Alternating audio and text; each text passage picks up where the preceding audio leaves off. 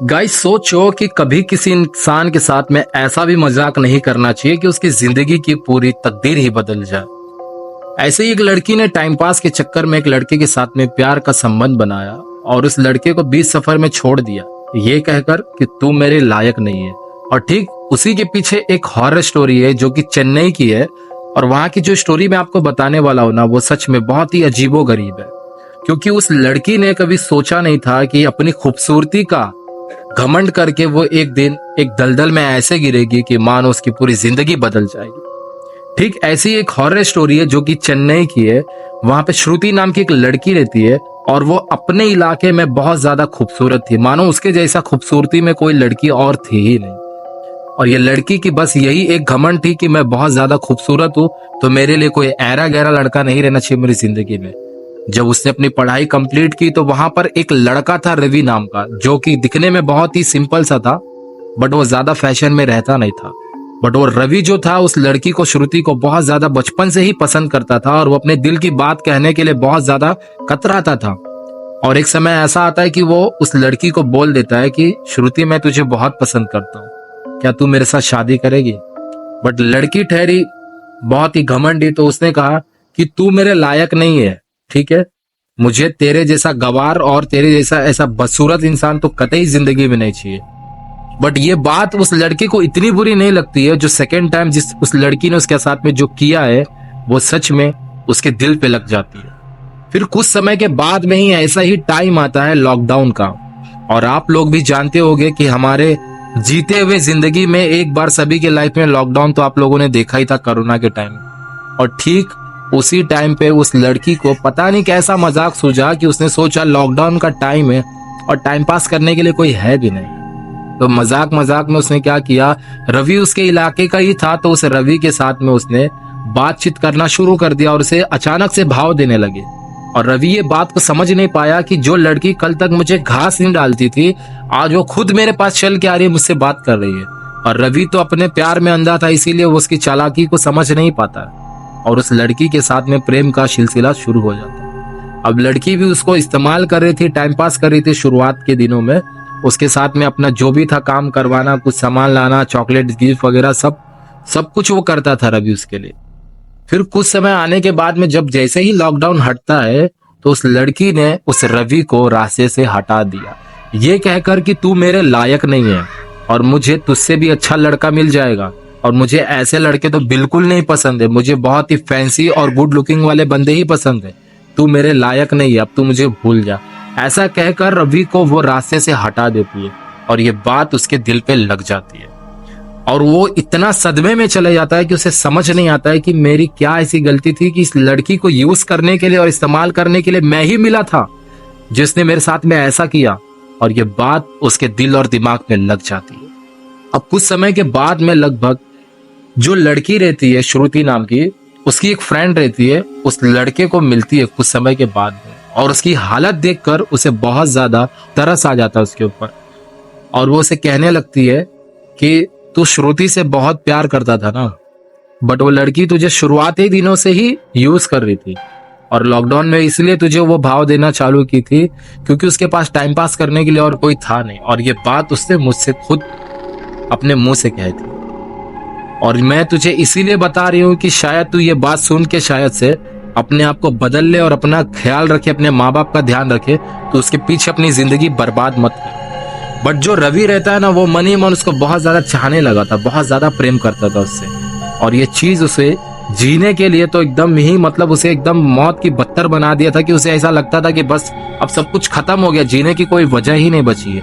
क्योंकि जब तक उस लड़की ने रवि के साथ में, श्रुति ने उसके साथ प्यार मोहब्बत का सिलसिला किया था, उन दिनों में रवि जो था अपनी जिंदगी में बहुत सारे सपने सजो लिए थे उसने। और रवि मानो कोई बुरा लड़का नहीं था, बहुत ही अच्छा लड़का था, बट समय ने ऐसा करवट लिया कि उसे बुरा बनने पे मजबूर कर दिया। अब ऐसा टाइम आता है कि कुछ समय के बाद में अचानक से ही कुछ समय बाद में जब लॉकडाउन वगैरह सब हट जाता है तो उन दिनों में फिर होली का टाइम आता है।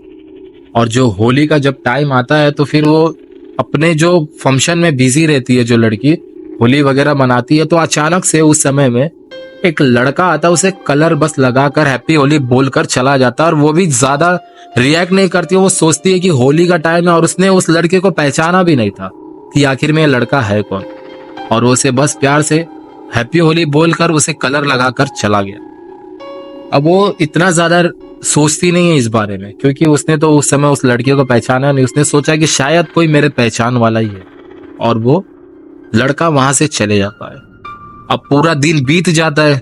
श्रुति अपने होली के टाइम में बिजी रहती, खूब एंजॉय करती है अपने दोस्त लोग के साथ में। फिर जब अगला दिन आता है, सुबह जब होती है, तो जो श्रुति रहती है वो जब वॉशरूम में जाकर अपना शक्ल देखती है तो वो बहुत ज्यादा डर जाती है, क्योंकि उसकी जो खूबसूरती थी ना वो अब बदसूरत के रूप में आ चुकी थी। क्योंकि अचानक से उसके मुंह पे मानो बहुत ज्यादा दाग धब्बे झुर्रियां आ गई थी, जैसे मानो ना उसकी उम्र अब बहुत ही जल्दी जल्दी बढ़ने लगी, जैसे कि वो बुढ़ापे के रूप में आने लगी, और उसका शक्ल पूरा बदल जाता है एकदम, मानो उसके स्किन से चमड़ी भी छोड़ने लगती है।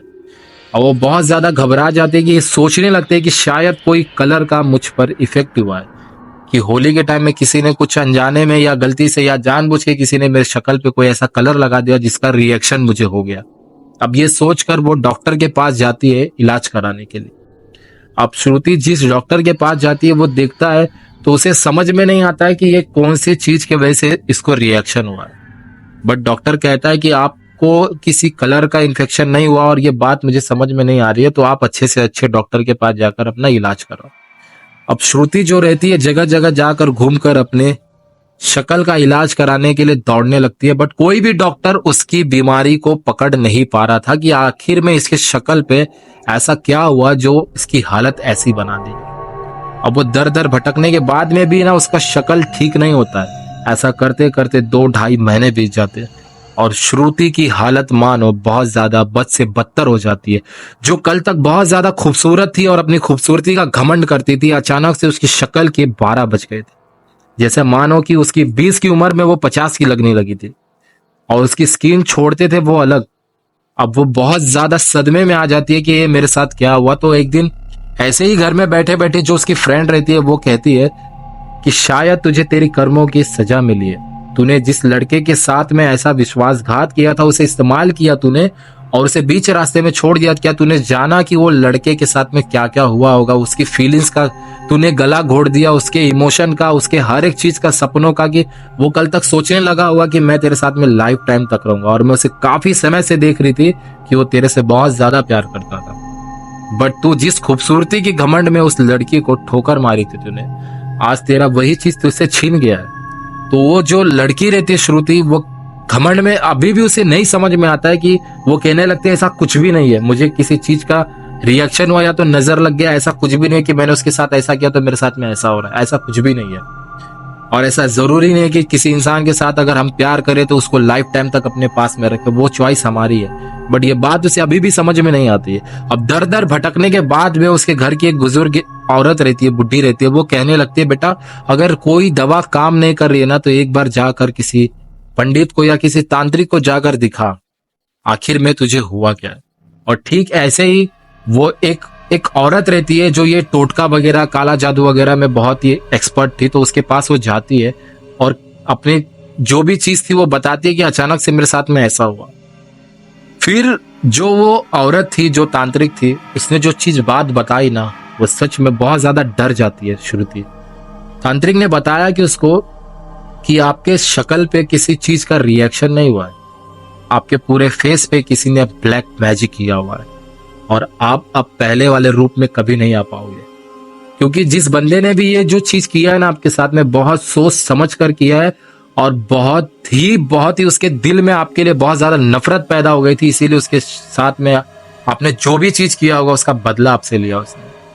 वो समझ नहीं पाती कि मेरे साथ में ऐसा किया किसने। तो वो जो तांत्रिक ने बताया उसको कि आपने किसी के भरोसे के साथ में विश्वासघात किया है, और कोई लड़के के साथ में आपने प्यार का खेल खेला है, और उसी चीज की आपको सजा मिली। अब उस लड़के के ही हाथ में है कि उसे ही पता होगा उस लड़के ने कहाँ से ये काला जादू करवाया या किसी से लेकर आया, अब वही इसका उपाय बता सकते। उसे जाकर आप पकड़ो और ढूंढो, और उसे माफी मांगकर उस चीज का अब उपाय ढूंढो। बट जो श्रुति रहती है वो पूरा इलाका छान मार देती है। वो लड़का उसे कहीं पर भी दिखता नहीं है और उसने वो जगह, वो घर, वो सब कुछ छोड़कर कहीं पर चला जाता है। कहीं पर भी उसका आता पता नहीं लगता है। और श्रुति रहती है इसी इंतजार में बैठी रहती है कि एक दिन वो लड़का मिलेगा रवि, उससे माफी मांगकर उसके पैर पर गिर कर मैं उससे रिक्वेस्ट करूंगी कि भाई तू मुझे ठीक कर दे। तूने जो भी किया मेरे साथ में, मैंने तेरे साथ गलत किया था, उस चीज का मुझे अफसोस है, बट क्या फायदा, क्योंकि अब उसका जो रूप है वो बद से बदतर हो चुका है। मानो जो लड़की कल तक बहुत ज्यादा खूबसूरत दिखती थी, अचानक से आज वो 50-60 साल की दिखने लगी है। उसका पूरा रूप, रंग, चाल ढाल सब कुछ खत्म हो गया। और वो लड़की आज भी इसी इंतजार में बैठी हुई है कि कहीं ना कहीं वो लड़का मिले और उसे वो उपाय बताए कि आखिर में उसने उसके साथ में किया क्या। तो बस दोस्तों, ये स्टोरी यहीं तक थी। कैसी लगी स्टोरी कमेंट में जरूर बताना। मिलते हैं अगले वीडियो में, तब तक अपना ख्याल रखिए।